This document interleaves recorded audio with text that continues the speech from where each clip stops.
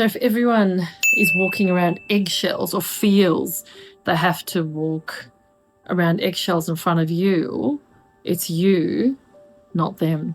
It's a really interesting conversation, because when people around you are constantly needing to or feeling like they have to adjust their behavior so that you don't get triggered, so that you don't get upset or stressed out, what's really happening is that your nervous system is actually outsourcing regulation to the outside world.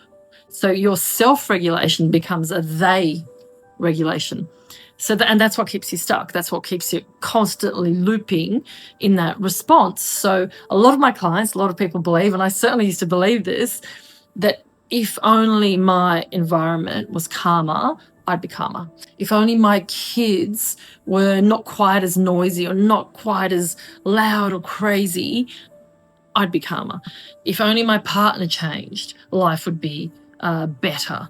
Or if my work environment wasn't so toxic, I'd be coping a lot better than I currently am. So do you see how that's a bit backward? And do you see in that moment, do you see how we're outsourcing our own responsibility into everyone else's hands?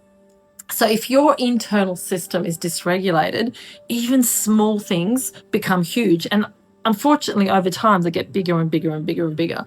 It feels overwhelming. It feels like pressure. It feels like even little comments feel like attack. And you say, oh, hey, I'm just an empath, or I'm just really sensitive. It could be that. Or more likely is that you're actually quite dysregulated and you're allowing everything to come in and flood your system. And a lot of the reason is because your body is carrying unprocessed emotion, an unprocessed emotional charge. And we don't really need the world to be softer. We just need our nervous system to be stronger.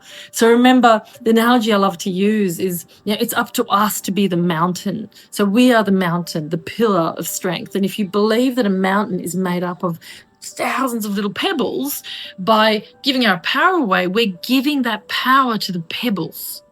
Like, the kids, the partners, the noise at work, the guy in the car in front of you, whatever it is, they're the pebbles.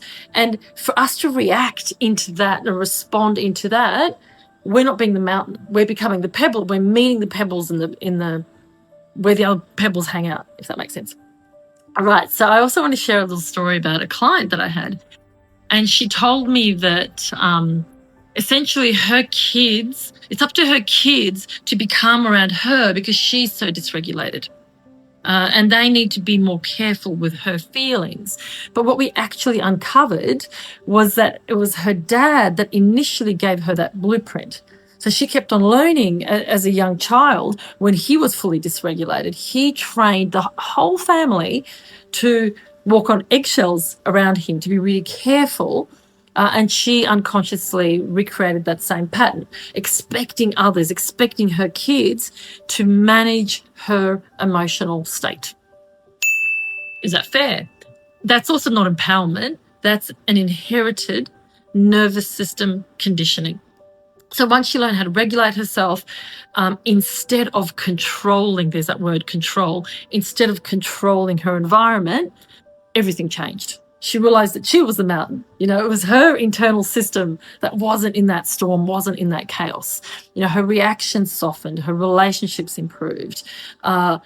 People actually around her softened because she wasn't in that, hypervigilant state, if that makes sense. And it was her inner safety that grew, which was what she'd always wanted to cultivate. So it is not the responsibility of your kids or your partner or everyone else around you to keep you calm. It is up to your nervous system. It is up to you to learn how to keep yourself calm. So how you handle yourself in those hard moments is a real inner reflection of what's happening inside of you. And remember, it's not your kids, it's not your partner, it's not your workload. It's you leading yourself. So if you're ready to stop reacting and start leading yourself, the first thing we can do is self-awareness. So again, I'm offering a free clarity call to see if we can map, or we'll be able to map, where your nervous system is at and where it's come from. I also run a lot of masterclasses where we talk about this, and we layer it into a sense of identity as well. So links below. Join me if this has brought anything up for you, or if you see yourself in some of these behaviours. I'd love you to connect with me, because this is obviously a deep passion of mine. Would love to see you on a call or in a masterclass.